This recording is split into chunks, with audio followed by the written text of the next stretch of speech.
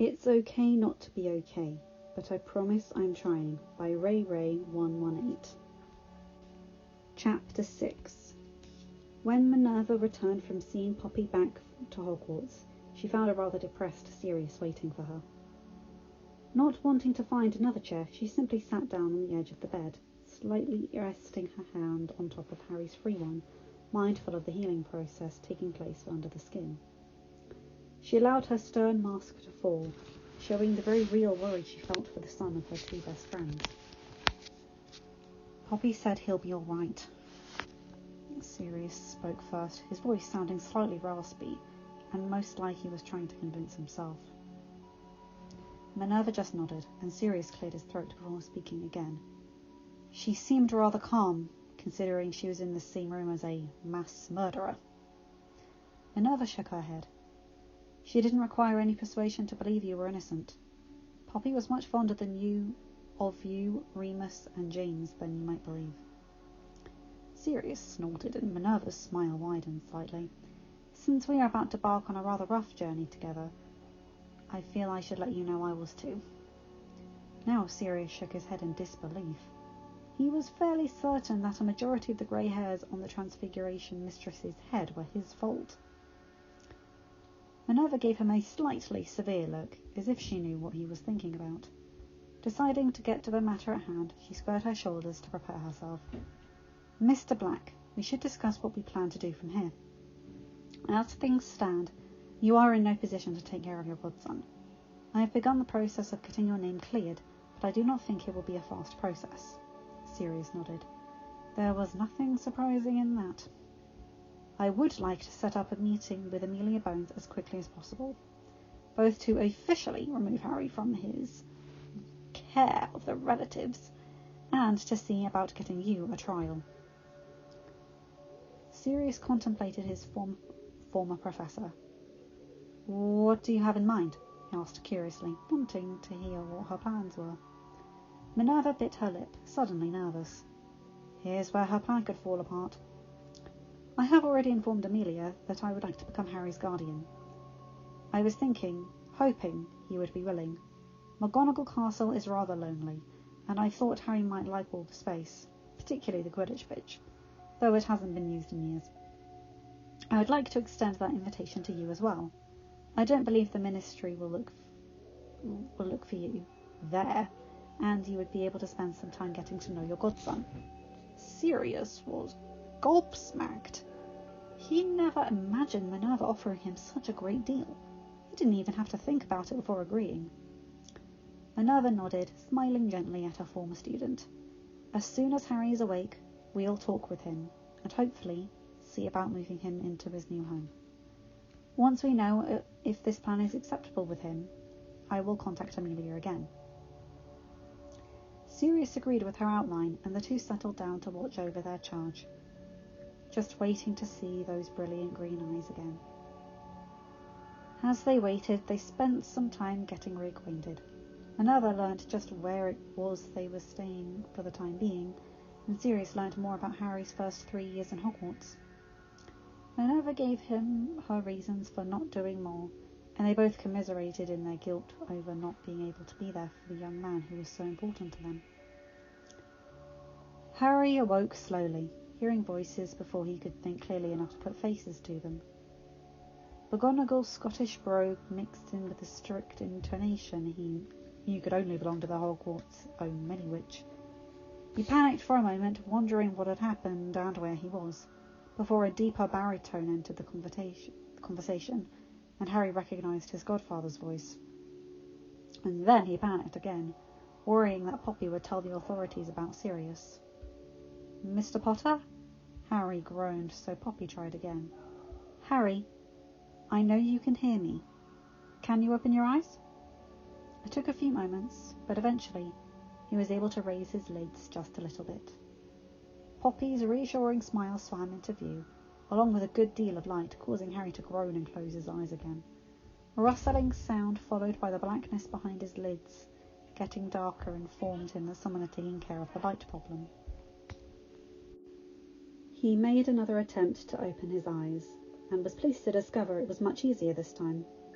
Poppy was at his side, checking his vitals and doing something to his chest. He felt the same prickly pins and needles sensation that he would forevermore associate with Skellygrow. The feeling was all up his arm, down his right leg, throughout his chest and shoulders. It was uncomfortable, but he had a feeling it would have been worse if he had woken up earlier. "Ah, Mr. Potter. Welcome back to the land of the living." Poppy smiled, which surprised Harry a little. He couldn't remember the matron of the infirmary being anything other than stern and unyielding. Some of his confusion must have shown on his face, because Poppy began to explain the current situation as she finished up with her assessment. "You've been unconscious for a little over a day. You've suffered from a moderate concussion and several broken bones.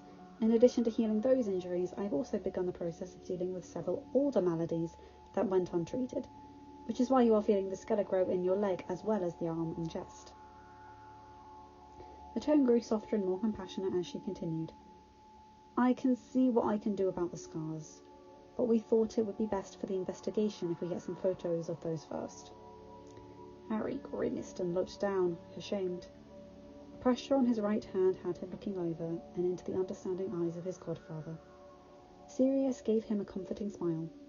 "We've all been talking, Harry, and we've got what we think is a pretty good plan worked out, but we would like to run it by you first to see what you think. We'll talk about that when you're feeling a little better, though, all right?" Harry nodded, his eyelids already drooping. Poppy put her wand away and stood back, brushing herself off. "Why don't you get some more rest, Mr. Potter, and we will talk more when you wake up." Harry nodded, but quickly stopped when his head began aching. The three adults watched as the teenager drifted off into a, hopefully dreamless, sleep. The next time Harry woke up, he felt much better.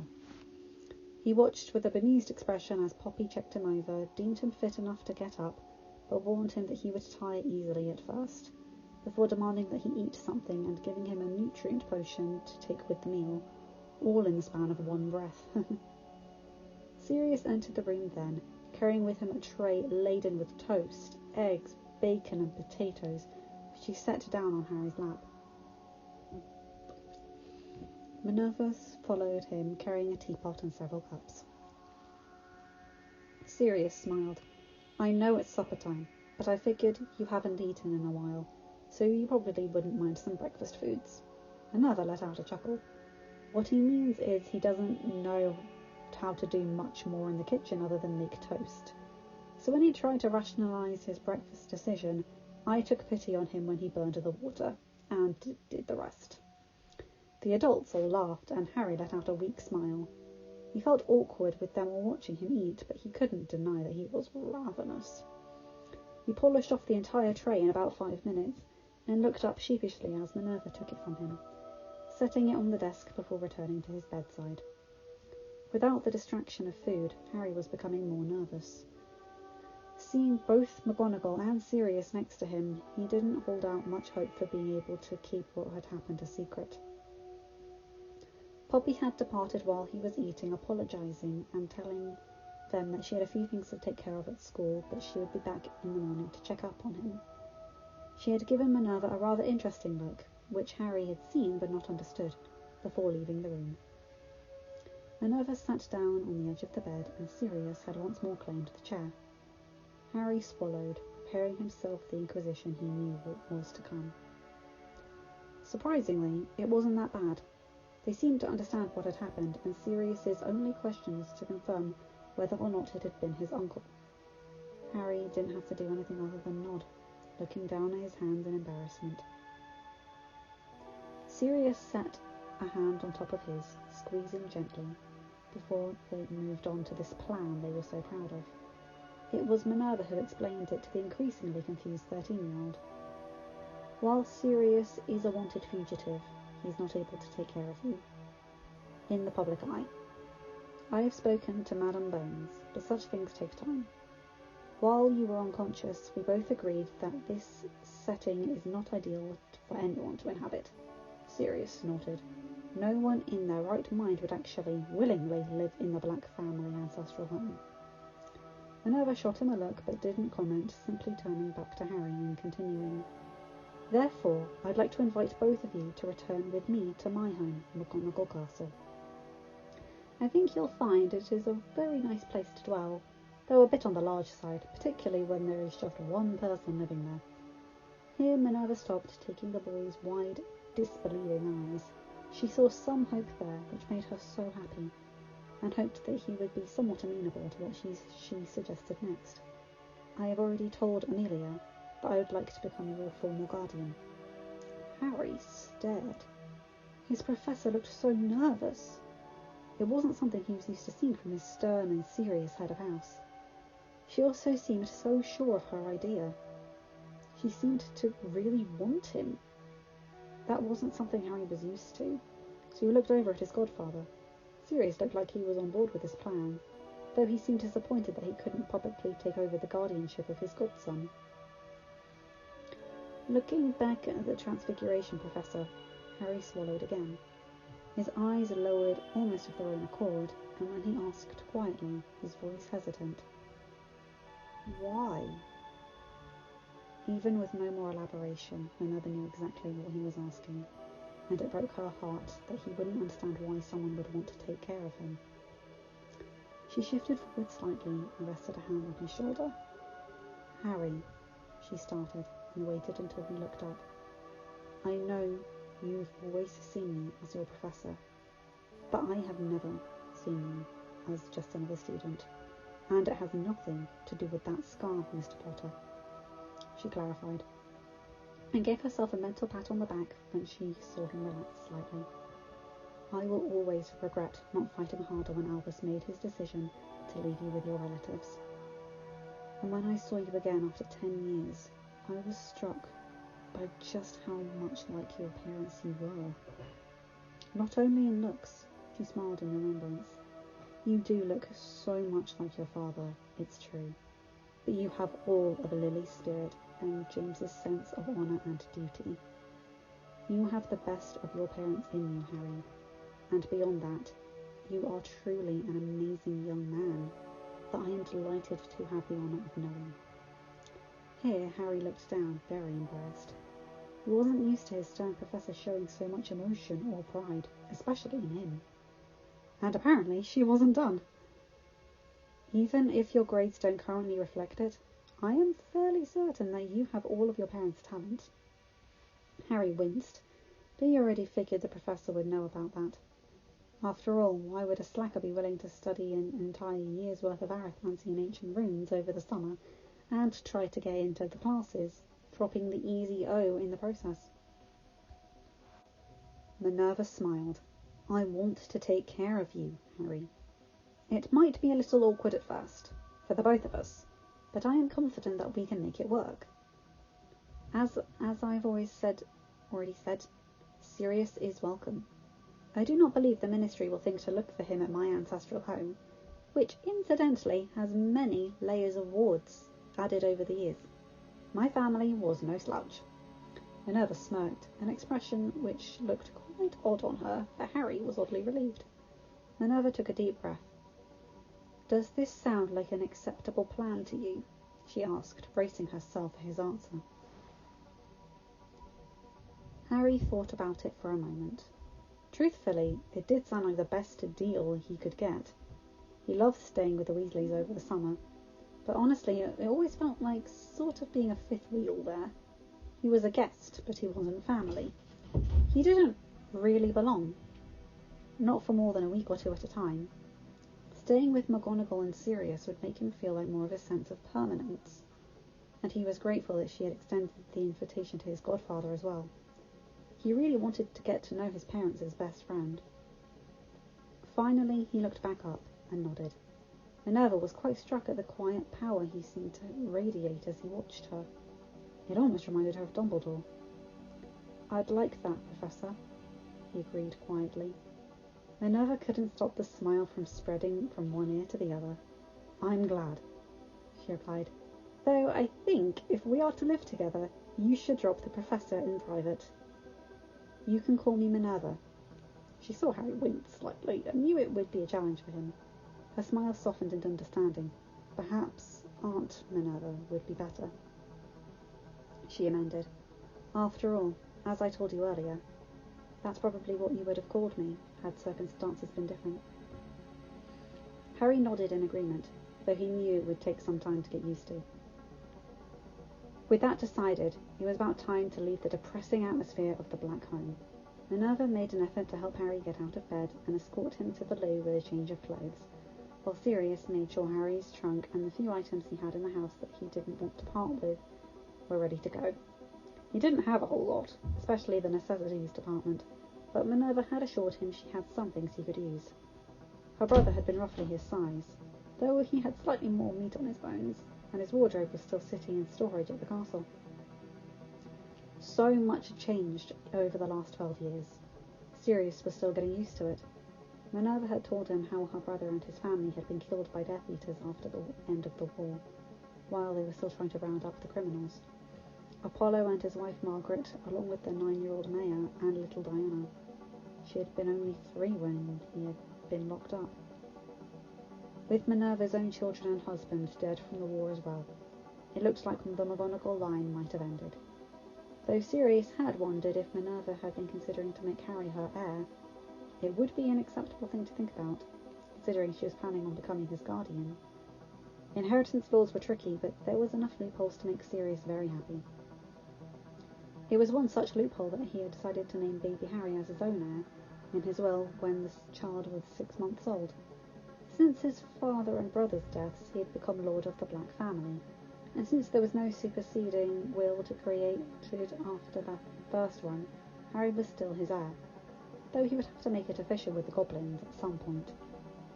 He knew it would probably infuriate his cousin Narcissa, who was probably hoping to claim the Black Lord title for herself and her son. He wondered if they had tried at all over the last dozen years, but he trusted the goblins to see his wishes. He knew they didn't care about guilt or innocence. They would obey his commands because he was the rightful Lord Black. That, and he had a healthy respect for them. Minerva and Harry entered the sitting room, Minerva looking slightly out of her depth, and Harry just looked embarrassed. Sirius figured he was a little uncomfortable with his professor taking care of him, though he had hoped the young wizard would get used to it. They weren't going anywhere, and eventually Harry would see that. Minerva went first, taking Harry's trunk and grabbing a pinch of flea powder, calling out, "McGonagall Castle!" clearly before vanishing in a mass of green flames. Sirius motioned for Harry to go next, and soon enough he was grabbing his own small suitcase and leaving the Black Home as well. He would have to see about getting it cleaned up at some point, but for the moment he was quite glad to not have to look at those gloomy walls for the foreseeable future. McGonagall Castle was a large, airy place with many rooms, hallways and corridors. It wasn't nearly as large as Hogwarts, but it was much grander than anything Harry was used to. Watching him look around in astonishment, Sirius made a mental note to take him to visit Potter Manor at some point. Minerva called for a house elf to take their belongings to the rooms she had marked out before giving the 2 a tour. She was amused to see the way both of their eyes lit up at the sight of the Quidditch pitch. It was a little overrun by weeds, but the house elves should have no problem getting it ready for the 2 Quidditch fans.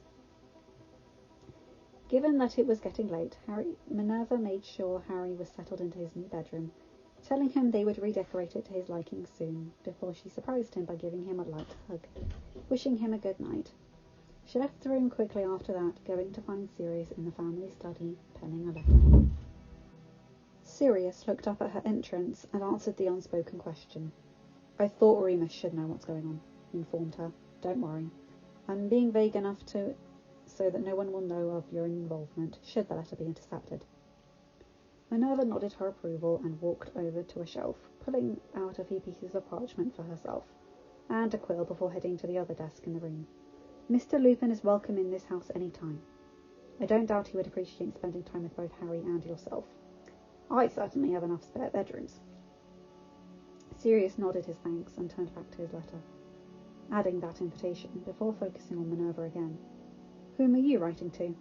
he asked, leaning back in his chair. She looked up briefly. "One letter is for Poppy, informing her of our change in location, so that she can come back and check on Harry tomorrow. The other notes are invitations for Amelia and Patricia Welding from the DCW to come here and talk with Harry.